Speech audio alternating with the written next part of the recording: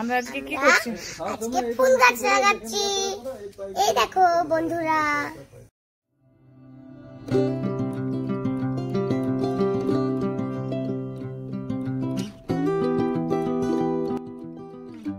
নমস্কার, কেমন আছেন সবাই?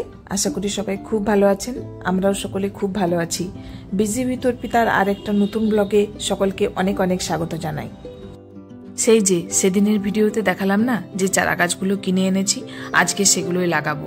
কিভাবে লাগাবো আর কোন পদ্ধতিতে লাগালে গাছগুলো কোনো রকম ক্ষতি ছাড়াই বেড়ে উঠবে, সেটাই আজকে আপনাদেরকে দেখাতে চলেছি। আমার বাবা চিরদিনই গাছপ্রেমী মানুষ, তো ফুল গাছ খুব একটা লাগাতে পছন্দ করেন না উনি। এখনো পর্যন্ত আমাদের বাড়িতে 3টা মেহগিনি গাছের বাগান আছে। তো সেই মেহগিনি গাছের বাগানটা পুরো আমার বাবার নিজের হাতে তৈরি করা। জানেন, আমাকে বলেছিল ফুল গাছ আনিস না, লাগাবো না, কিন্তু আমার যেহেতু ফুল গাছ পছন্দ তাই আর বেশি জোরাজুরি করেনি। তো চলুন গাছগুলো এখন লাগিয়ে ফেলি। আচ্ছা, গাছ প্রসঙ্গ আসতে প্রথমেই বলে রাখি, আমরা নিয়েছিলাম বেশ কয়েক ধরনের চারা। তার মধ্যে ছিল দোপাটি, 2 রকমের জবা, একটা জুঁই আর একটা বেলফুল, আর ছিল একটা মিনি টগরের ফুল। তো জুঁই দুটো নিয়েছিল 50 টাকা করে, মিনি টগরটা নিয়েছিল 15 টাকা। আগের ভিডিওতে না আমি একটু ভুল বলে ফেলেছিলাম।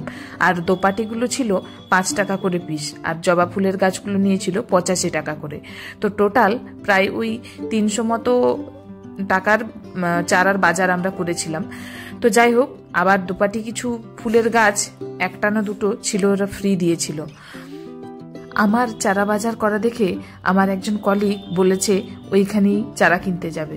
তো যেদিন যাব সেদিনকে আবার আপনাদেরকে দেখাবো যে নতুন কি কি চারা গাছ ওইখানে এসেছে।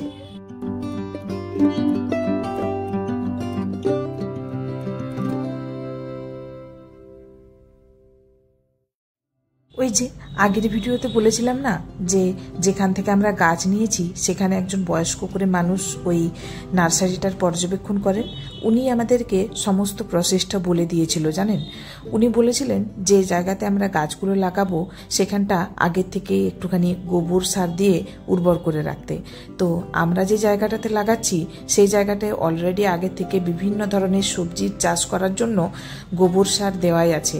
যেহেতু পুচকিটাকে আমরা সাধারণত ওই কীটনাশক দেওয়া জিনিসপত্র খুব কম খাওয়াই, তো আমাদের এখন জৈব সারটাই বেশি ইউজ হয়।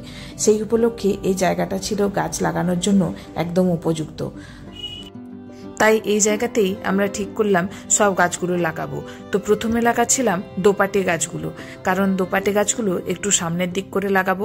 এটা শুধুমাত্র সিজনাল ফ্লাওয়ার, তো শুধুমাত্র এই বর্ষাকালটার সময়ই ফুল দেবে আর কি।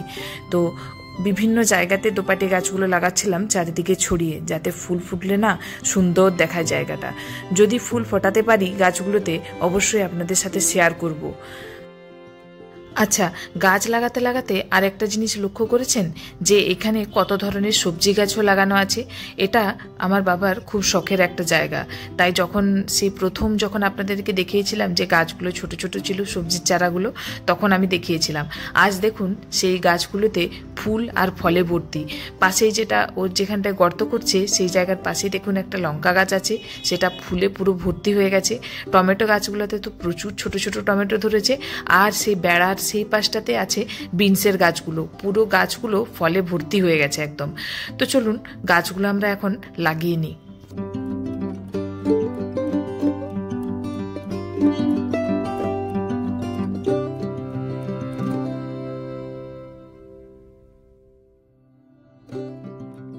এরপর আসি কিভাবে আমরা গাছগুলো লাগাবো আর কি।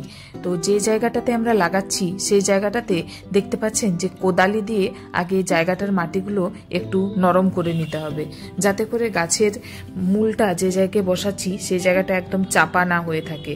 তারপরে গর্ত কিছুটা খোঁড়ার পরে সেখানটায় গাছগুলো বসাবো আর কি। এই যে মাটিটা আলগা করে নিয়ে তার মধ্যে গাছগুলো বসাতে হবে। তো জায়গাটা যেহেতু গোবর সার দিয়ে আগে থেকে উর্বর করাই আছে, আশা করা যায় গাছগুলো বেশ ভালোভাবে বেড়ে উঠবে। আর যেখানটায় লাগাচ্ছিলাম সেই জায়গাটা একটু উঁচু করে রাখছিলাম, যাতে চারপাশে জলটা না জমে যায়, আর বৃষ্টি হলেও যেন ওইখানটায় জলটা না জমে থাকে। আর হ্যাঁ, মাটিটা দেখতে পাচ্ছেন ভেজা আছে, বেশ 2-3 দিন ধরে না বৃষ্টিটাও ভালোই হয়েছে, তো এক্ষুনি জল দেওয়ার প্রয়োজন হবে না হয়তো, দেখা যাক। নিজে হাতে কোনো জিনিস গড়ার একটা বিশাল আনন্দ থাকে, তো আপনারাও নিশ্চয়ই জানেন। আমি গাছগুলো লাগিয়ে এত স্যাটিসফাই হয়েছিলাম, আর এই যে ছানাটা দেখতে পাচ্ছেন, ও ভীষণ খুশি ছিল। প্রথমত গাছগুলো এনে লাগানো ওর উদ্যোগেই হয়েছিল আর কি। তো প্রথম পর্যায়ে আমাকে ও একটু হেল্প করে দিচ্ছিল। এই কোদালিটা না আমি বেশ ভালো করে চালাতে পারছিলাম না, আসলে চালাতে পারছিলাম কিন্তু মাটিটা আমি ঠিক মতো করে তৈরি করতে পারছিলাম না।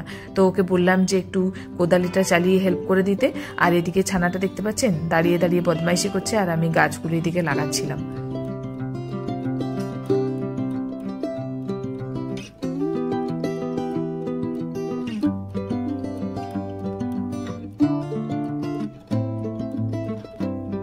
এই জায়গাটাতে আনকমন কিছু গাছও আছে।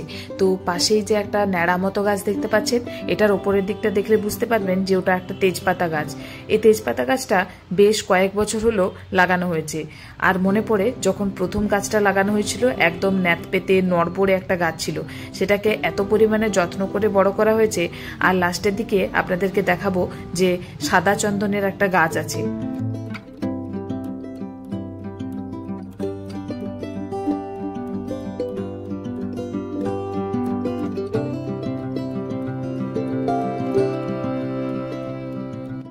ব্যাস, এটাই ছিল লাস্ট দোপাটি গাছ। এটা লাগালেই দোপাটি চারাগুলো আমাদের সম্পূর্ণ হলো। মানে প্রায় 5টা থেকে 6টা দোপাটি চারা ছিল, ওই ফ্রি যেটা দিয়েছিল সেটা মিলিয়ে।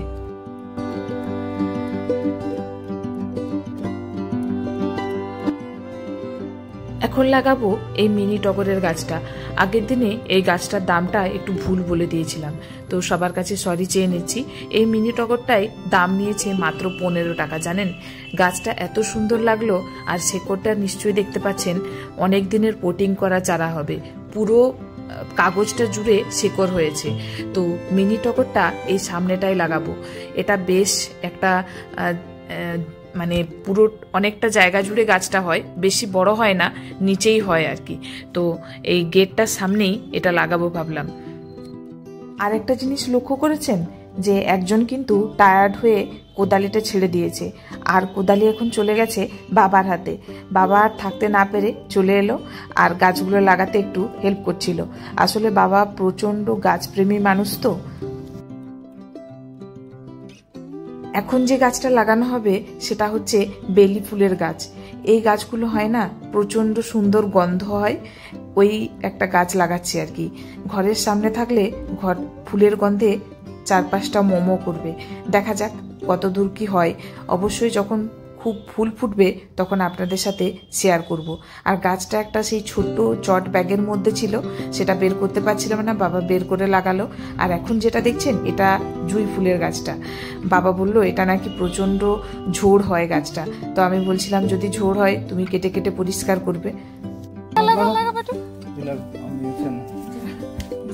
ভালো করে টিপো, মাটিটা একটু টিপো, গাছটা লয়, মাটিটা টিপে, এটা মাটিটা গাছটা ছিঁড়ে। হ্যাঁ ব্যাস।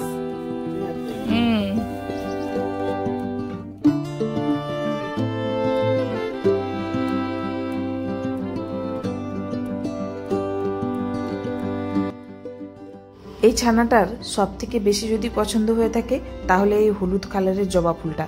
শুধু ওর বলবো না, আমারও ভীষণ পছন্দ হয়েছিল। তো জবা গাছগুলো এই ডালিম গাছটার সাইডে লাগালাম, এখানটায় ভালোই রোদ পাবে। এখন যে জবা গাছটা লাগাচ্ছে এটা লাল কালারের, মানে সিঁদুরে লাল কালারের একটা জবা গাছ। এই গাছের ফুলটা কিন্তু আমরা দেখে নিইনি, জাস্ট কয়েকটা কুড়ি এসেছে, সেরকমই একটা গাছ মানে একটু পুরাতন দেখে গাছ আমরা নিয়ে এসেছিলাম আর কি। তো চলুন এখন শেষমেশ দেখিয়ে ফেলি যে গাছগুলো কোথায় কোথায় লাগালাম।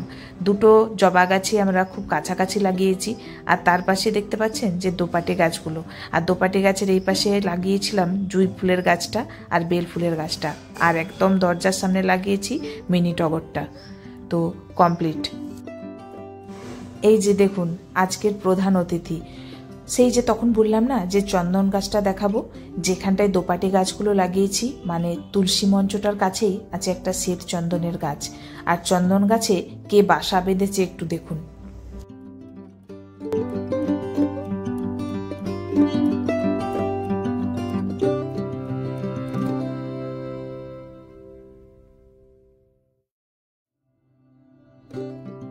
পাখিটার চোখ আর ঠোঁট টুকুটা দেখা যাচ্ছে, আর মনে হচ্ছে সাইজটা একটু ছোটই হবে, আর বাসাটা দেখে মনে হচ্ছিল যে একটা বাবুই পাখির বাসা।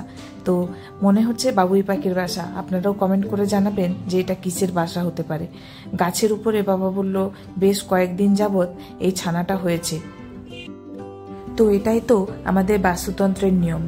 তো সকলকে একটাই কথা বলবো যে বেশি বেশি করে গাছ লাগান। আজকের যুগে যা পরিবেশের অবস্থা, গাছ লাগানো ভীষণ জরুরি। যে যেমন ভাবে খুশি গাছ লাগাতে থাকুন। সন্ধেবেলায় সন্ধে দেখানোর পরে খাওয়া দাওয়া করে এখনো বসে গেছে পড়তে। তো চলুন আজকের ভিডিওটা এই পর্যন্তই রাখবো।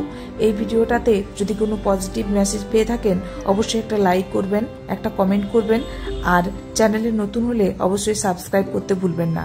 আজকের ডিনারে আমাদের থাকছে মাংস আর তার সাথে রুটি। তো আজকের ভিডিওটা কেমন লাগলো অবশ্যই জানাবেন। যদি ভালো লেগে থাকে একটা লাইক করে কমেন্ট করবেন, আর পাশে থাকতে ভুলবেন না। তো চলুন এই ভিডিওটা এই পর্যন্তই রাখছি। তো দেখা হবে নতুন একটা ভিডিওতে। ততক্ষণ পর্যন্ত সকলে ভালো থাকবেন, সুস্থ থাকবেন, আর সকলকে অসংখ্য ধন্যবাদ।